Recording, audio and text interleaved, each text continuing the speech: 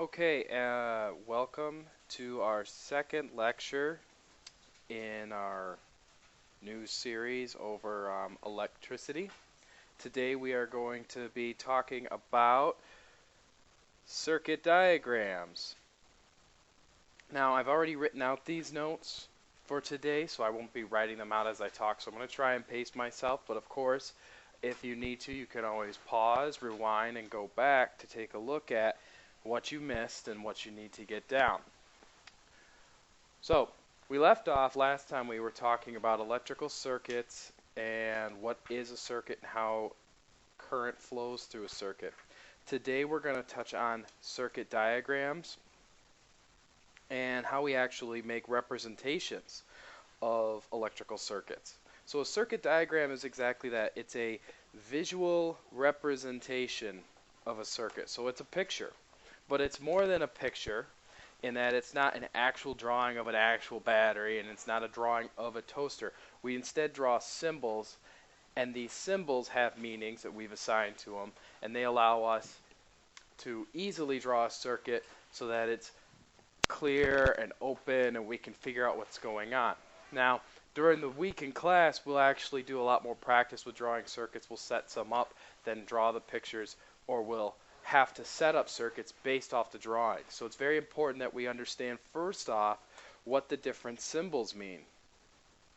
So let's start off by talking about those electrical symbols,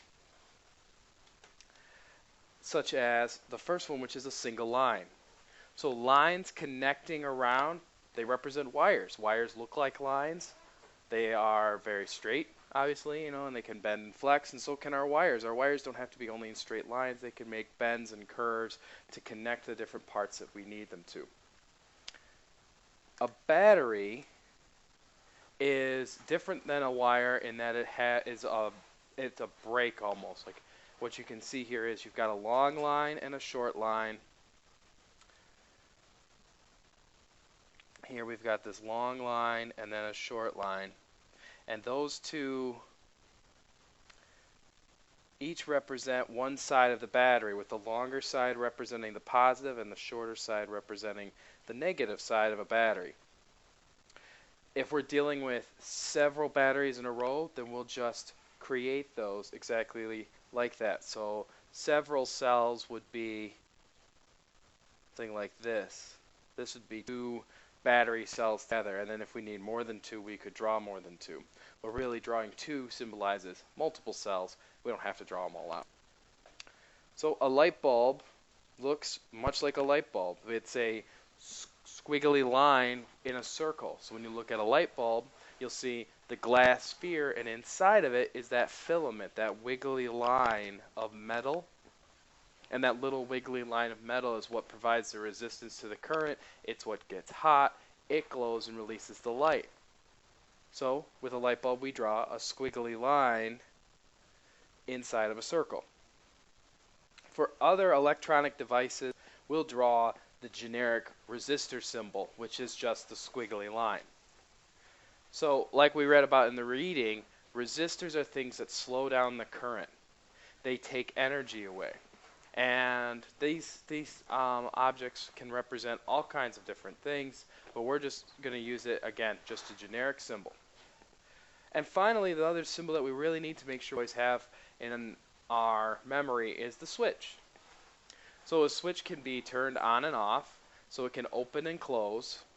And if it's like it is here, then it's currently open and electricity is not flowing, and then we can switch it down, and then electricity will begin to flow. So for example, here I've drawn a basic circuit like we constructed in class with the addition of one thing. I added in a switch. But we have the light bulb with wires connecting it, and the battery with wires connecting the battery to a switch, and then wires connecting the switch back around to the light bulb. And that gives us a complete circuit.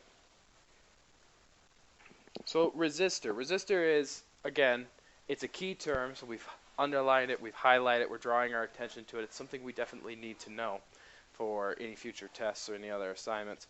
And any electrical component that uses energy carried by electrical current is a resistor. So some examples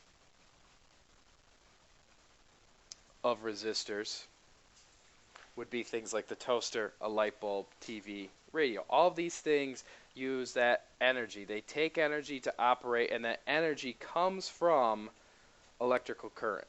So if it's this current draws that and is what powers these objects so that they can actually draw that energy and operate. And they are resistors. They are things that take away energy. Yeah.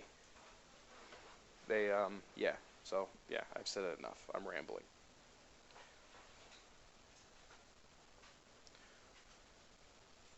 So when we look at circuits, there are three basic situations that a circuit can be in that we want to talk about, we want to address. The first is a closed circuit. When we're dealing with a closed circuit, this is the only time that electricity will flow the way we want it to, is if we have a closed circuit.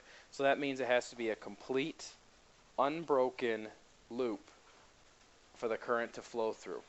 So in the example on the left, you see that we have the battery, which uses wires to connect to a resistor, which uses wires to connect to a closed switch, and that closed switch is right here. And that allows that current to follow around that path that we've drawn. In the other example, the open circuit, the switch is up so that there's a break in the circuit and no current can flow.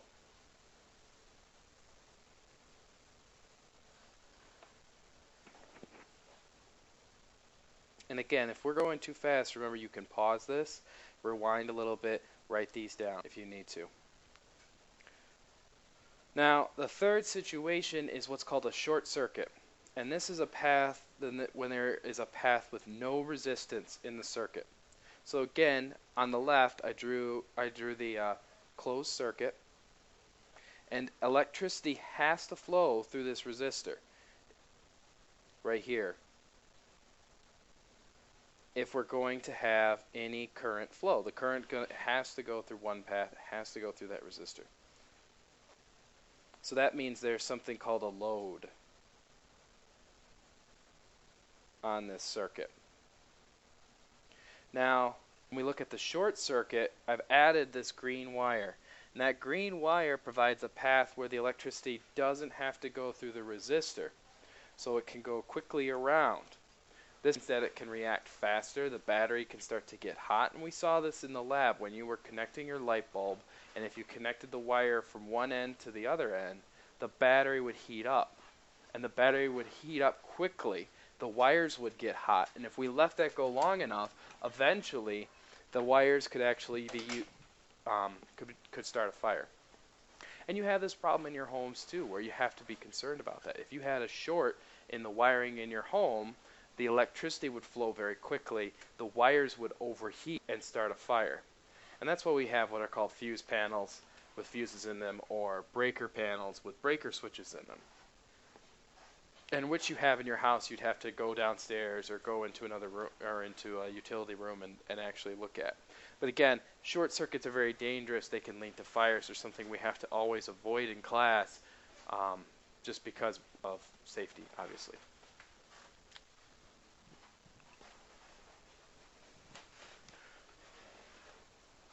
So,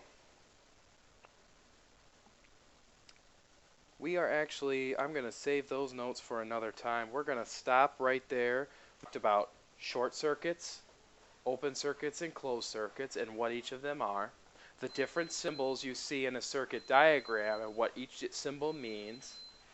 We drew a basic circuit.